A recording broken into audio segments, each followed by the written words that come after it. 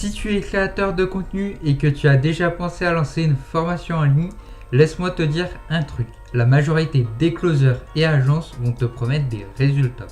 Mais ce qu'ils ne te disent pas, c'est qu'il y a des vérités qu'on cache volontairement. Et ce silence, il peut te coûter très cher, en vente perdue et en temps perdu et parfois même en crédibilité auprès de ton audience. Aujourd'hui, je vais justement lever le voile sur 5 mensonges que j'entends tout le temps et surtout je vais t'expliquer comment les éviter pour que toi tu ne fasses pas partie de ceux qui se plantent. Ces 5 points peuvent littéralement t'éviter de perdre jusqu'à 80% de tes ventes. Si on ne se connaît pas encore, je m'appelle Paul et je suis growth opérateur. Concrètement, j'aide des créateurs de contenu à transformer leur audience en clients grâce à une meilleure structuration et une meilleure optimisation de leur offre. Et crois-moi, après avoir étudié des dizaines de lancements et accompagné plusieurs créateurs, j'ai vu ce qui marche et surtout ce qui ne marche pas. Mensonge numéro 1, ta formation va se vendre tout seul. On te dira souvent que si tu as une audience, c'est suffisant, que tu n'as qu'à sortir une formation et que ça va se vendre comme des petits pains. Faux.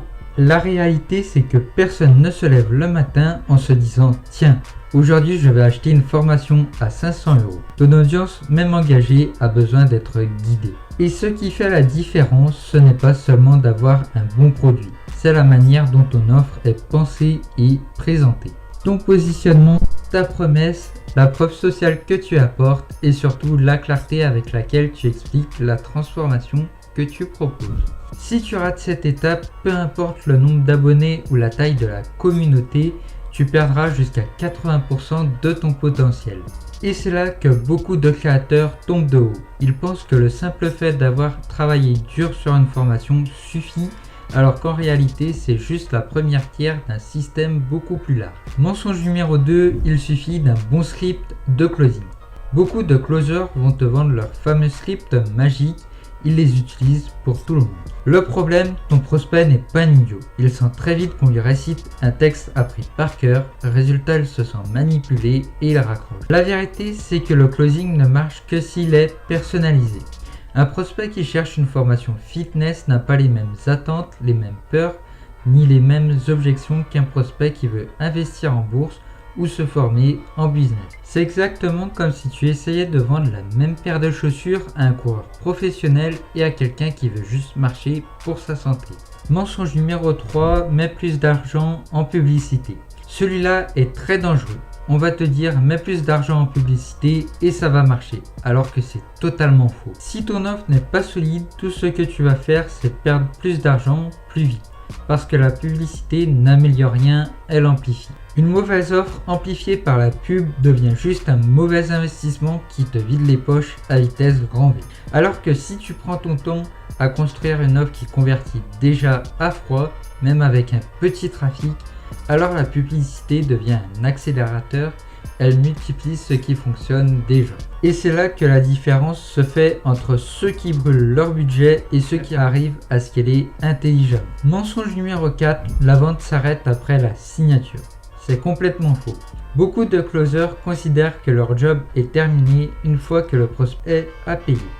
Mais en réalité, la vente commence à ce moment-là. Parce que ton client, il doit consommer la formation, il doit passer à l'action, obtenir des résultats et en parler autour de lui.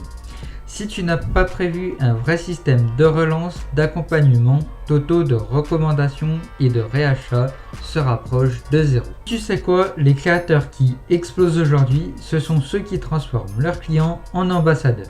Un client satisfait en ramène 3 autres. Un client abandonné, lui au contraire, détruit ta réputation. C'est pour ça que moi, avec mes clients, je mets toujours en place des stratégies post-vente parce que c'est là que se cache la vraie croissance durable. Mensonge numéro 5, tout repose sur le closing. Celui-ci, c'est probablement le plus répandu. On veut te faire croire que 90% du travail, c'est le closing. Que si tu sais closer, tu peux tout vendre à n'importe qui. C'est faux, le closing n'est que la dernière étape. C'est la cerise sur le gâteau.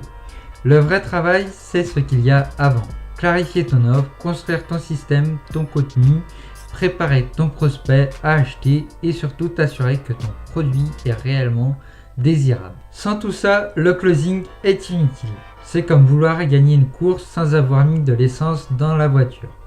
Et pourtant, c'est exactement ce que font beaucoup de créateurs qui se laissent berner par ce mensonge.